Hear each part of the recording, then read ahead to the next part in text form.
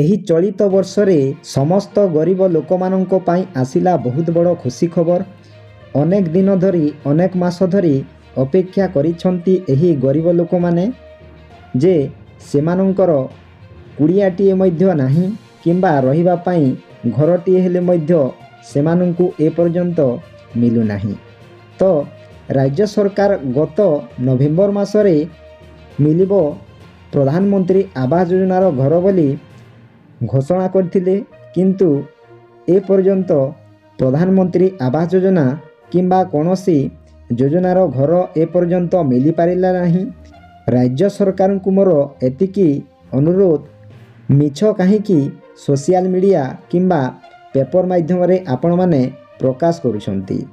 ତ ସମସ୍ତ ଗରିବ ଲୋକମାନେ ଏହି ଭିଡ଼ିଓ ଦେଖୁଛନ୍ତି କିମ୍ବା ନ୍ୟୁଜ୍ ମାଧ୍ୟମରେ ସେମାନେ ଖବର ପାଉଛନ୍ତି ଯେ ଏହି ମାସରେ ମିଳିବ ଆବାସ ଘର ବୋଲି। ତ ନିହାତି ଲିଷ୍ଟରେ ମୋ ନାଁ ଆସିବ ବୋଲି ନିହାତି ସମସ୍ତେ ଅପେକ୍ଷା କରିଛନ୍ତି। ସମସ୍ତ ଭିଉଆର୍ସ ମାନେ କିମ୍ବା ଏବଂ ସବସ୍କ୍ରାଇବର ମାନେ ମୋର ଦେଖୁଛନ୍ତି, ଆପଣମାନଙ୍କର କ'ଣ ମତାମତ ଅଛି ନିଶ୍ଚୟ କମେଣ୍ଟ ମାଧ୍ୟମରେ ମତାମତ ଦିଅନ୍ତୁ। ତ ଦେଖନ୍ତୁ, ଏହି ନୂଆ ବର୍ଷରେ ମିଳିବାକୁ ଯାଉଛି ପ୍ରଧାନମନ୍ତ୍ରୀ ଆବାସ ଯୋଜନାର ଘର ନିଶ୍ଚୟ ମିଳିବ ବୋଲି ମୋର ଆଶା ଏବଂ ଭରସା ରହିଛି। ତ କେଉଁ ମାସରେ ମିଳିବ ଏହି ପ୍ରଧାନମନ୍ତ୍ରୀ ଆବାସ ଯୋଜନାର ଘର ଆପଣମାନେ ନିଶ୍ଚୟ ଭିଡ଼ିଓଟିକୁ ପ୍ରଥମରୁ ଶେଷ ପର୍ଯ୍ୟନ୍ତ ଦେଖନ୍ତୁ। ଭିଡ଼ିଓକୁ ଗୋଟେ ଲାଇକ୍ କରନ୍ତୁ ଏବଂ ମୋ ଚ୍ୟାନେଲକୁ ପ୍ରଥମେ ଆସିଥିଲେ ଗୋଟିଏ ସବସ୍କ୍ରାଇବ୍ କରି ଅଲ୍ ନୋଟିଫିକେସନକୁ ଅନ୍ କରନ୍ତୁ, ଫଳରେ ଏହିପରି ହେଲ୍ପଫୁଲ୍ ନୂଆ ନୂଆ ଭିଡ଼ିଓ ଆପଣମାନଙ୍କ ଠାରେ ପ୍ରଥମେ ପହଞ୍ଚିବ। ତ ଦେଖନ୍ତୁ, ମୁଁ କୌଣସି ପ୍ରମାଣ କିମ୍ବା କୌଣସି ଖବର ନ ପାଇ ମୁଁ ଭିଡ଼ିଓ ଅପଡ଼େଟ୍ କରିନାହିଁ। ମୁଁ ଖବର ପାଇଛି ଏବଂ ନ୍ୟୁଜ୍ ମାଧ୍ୟମରେ ମଧ୍ୟ ପ୍ରକାଶ ପାଇଛି କେଉଁ ମାସରେ ମିଳିବ, କେଉଁମାନଙ୍କୁ ମିଳିବ। ନିଶ୍ଚୟ ଆପଣମାନେ ଭିଡ଼ିଓଟିକୁ ଦେଖନ୍ତୁ, ନିଶ୍ଚୟ ଆପଣମାନେ ଜାଣିପାରିବେ। ତ ଡେରି ନକରି ଚାଲନ୍ତୁ ଭିଡ଼ିଓକୁ ଷ୍ଟାର୍ଟ କରିବା। ତ ଦେଖନ୍ତୁ, ସରକାରଙ୍କ ନୂଆ ବର୍ଷ ଭେଟି ଜାନୁଆରୀରେ 10 ଲକ୍ଷ ହିତାଧିକାରୀଙ୍କୁ ମିଳିବ ପକ୍କା ଘର, ପଞ୍ଚାୟତ ରାଜ ମନ୍ତ୍ରୀଙ୍କ ସୂଚନା ରହିଛି। ତ ଦେଖନ୍ତୁ, ଆପଣମାନଙ୍କୁ ଓଡ଼ିଶା ଭାସ୍କର ନ୍ୟୁଜ୍ରେ ପ୍ରକାଶ ପାଇଛି। ଆସନ୍ତୁ ଜାଣିବା କ'ଣ ନୂଆ ଅପଡ଼େଟ୍ ଆସିଛି। ଗରିବ ଲୋକଙ୍କୁ ନୂଆ ବର୍ଷ ଭେଟିଦେବ ପଞ୍ଚାୟତ ରାଜ ବିଭାଗ। ଜାନୁଆରୀରେ 10 ଲକ୍ଷ ହିତାଧିକାରୀଙ୍କୁ ମିଳିବ ପକ୍କା ଘର। ପଞ୍ଚାୟତ ରାଜ ମନ୍ତ୍ରୀ ରବି ନାରାୟଣ ନାୟକ ଏ ନେଇ ସୂଚନା ଦେଇଛନ୍ତି। ପ୍ରଧାନମନ୍ତ୍ରୀ ଆବାସ ଯୋଜନା ପାଇଁ 37 ଲକ୍ଷ ହିତାଧିକାରୀ ଆବେଦନ କରିଛନ୍ତି। ବର୍ତ୍ତମାନ ସୁଦ୍ଧା 34 ଲକ୍ଷଙ୍କୁ ସର୍ଟଲିଷ୍ଟ କରାଯାଇ କେନ୍ଦ୍ର ସରକାରଙ୍କୁ ତାଲିକା ଦିଆଯାଇଛି।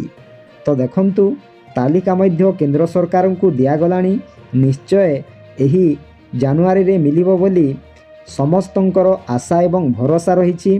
ତ ଦେଖନ୍ତୁ, ଏହି ପ୍ରଧାନମନ୍ତ୍ରୀ ଆବାସ ଯୋଜନାର ସମସ୍ତ ସର୍ଭେ ଲିଷ୍ଟ ମଧ୍ୟ ଗାଁ ଗାଁରେ ପ୍ରକାଶ ପାଇଥିଲା। ସେହି ଲିଷ୍ଟ ମାନେ ସମସ୍ତେ ଦେଖି ସାରିଲେଣି। ତ ମୋର ଆସିବ ପ୍ରଧାନମନ୍ତ୍ରୀ ଆବାସ ଯୋଜନା ଘର। ତ ସମସ୍ତେ ମୋର ଆସିବ, ସମସ୍ତେ ଭାବୁଛନ୍ତି ନିଜ ନିଜର ଆସିବ ବୋଲି। ତ ଦେଖନ୍ତୁ, ଏପର୍ଯ୍ୟନ୍ତ ତାଲିକା ମଧ୍ୟ ପ୍ରକାଶ ପାଇନାହିଁ। ତ କେନ୍ଦ୍ର ସରକାରଙ୍କୁ ଦିଆଯାଇଛି ନିଶ୍ଚୟ ତାଲିକା ଆସିବ କେଉଁମାନଙ୍କୁ ମିଳିବ ଏହି ପ୍ରଧାନମନ୍ତ୍ରୀ ଆବାସ ଯୋଜନାର ଘର। ତ ଦେଖନ୍ତୁ, ଏହି ଜାନୁଆରୀରେ ମିଳିବ ବୋଲି ଖବର ମାଧ୍ୟମରେ ପ୍ରକାଶ ପାଇଛି। ଜାନୁଆରୀରେ 10 ଲକ୍ଷ ହିତାଧିକାରୀଙ୍କୁ ମିଳିବ ବୋଲି ରାଜ୍ୟ ସରକାର ଘୋଷଣା କରିଛନ୍ତି। ତାପରେ ପଞ୍ଚାୟତ ରାଜ ମନ୍ତ୍ରୀ ରବି ନାରାୟଣ ନାୟକ ସୂଚନା ଦେଇଛନ୍ତି। ପ୍ରଧାନମନ୍ତ୍ରୀ ଆବାସ ଯୋଜନା ପାଇଁ 37 ଲକ୍ଷ ହିତାଧିକାରୀ ଆବେଦନ କରିଛନ୍ତି। ଦେଖନ୍ତୁ ଆଜ୍ଞା, ଏହି ପ୍ରଧାନମନ୍ତ୍ରୀ ଆବାସ ଯୋଜନା ପାଇଁ 37 ଲକ୍ଷ ଆବେଦନ କରିଛନ୍ତି।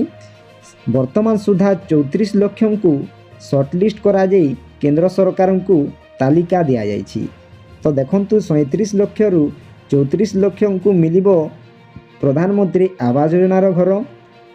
ତାପରେ ପୂର୍ବରୁ ପଞ୍ଚାୟତ ରାଜ ମନ୍ତ୍ରୀ ଘୋଷଣା କରି କହିଥିଲେ ଆଉ ରହିବନି ବିଜୁ ପକ୍କା ଘର ସ୍କିମ୍, ସମସ୍ତଙ୍କୁ ମିଳିବ ଘର, କୌଣସି ଯୋଗ୍ୟ ହିତାଧିକାରୀ ସରକାରୀ ଆବାସରୁ ବଞ୍ଚିତ ହେବେ ନାହିଁ।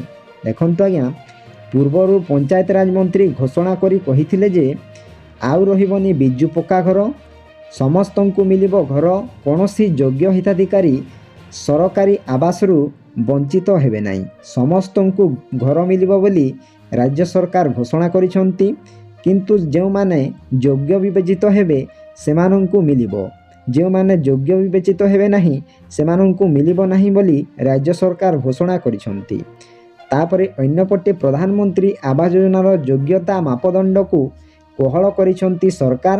ତ ଦେଖନ୍ତୁ କ'ଣ କୋହଳ କରିଛନ୍ତି। ସର୍ବାଧିକ ମାସିକ ଆୟ 10,000ରୁ 15,000କୁ ବଢ଼ାଇଛନ୍ତି। ସେହିପରି ପୂର୍ବ ମାପଦଣ୍ଡରେ ଅନେକ ପରିବର୍ତ୍ତନ କରିଛନ୍ତି ରାଜ୍ୟ ସରକାର। ଦେଖନ୍ତୁ ଆଜ୍ଞା, ଯେଉଁମାନଙ୍କର ମାସିକ ଆୟ 10,000ରୁ 15,000କୁ ବଢ଼ାଇଛନ୍ତି। ଯେଉଁମାନଙ୍କର ମାସିକ ଆୟ 10,000 ଟଙ୍କା ରହିଛି ସେମାନଙ୍କର 15,000 ଟଙ୍କାକୁ ବୃଦ୍ଧି କରିଛନ୍ତି। ଯେଉଁମାନଙ୍କର 15,000 ଟଙ୍କା ଆୟ ରହିଛି ସେମାନଙ୍କୁ ମିଳିବ। ତାଠାରୁ ଯଦି ଅଧିକ ଆୟ ରହିଛି ତାହେଲେ ଆପଣମାନଙ୍କୁ ମିଳିବ ନାହିଁ। ତ ଆପଣମାନେ ଜାଣିପାରିଲେ ନିଶ୍ଚୟ ଏହି ଜାନୁଆରୀରେ ମିଳିବ ବୋଲି ଆଶା ଏବଂ ଭରସା ରହିଛି, ଯେଉଁଟାକି ଖବର ମାଧ୍ୟମରେ ପ୍ରକାଶ ପାଇଛି।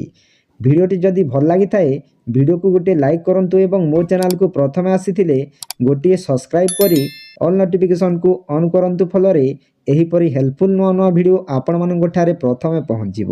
ଭିଡ଼ିଓକୁ ଏଇଠି ଏଣ୍ଡ କରୁଛି। ଜୟ ଜଗନ୍ନାଥ।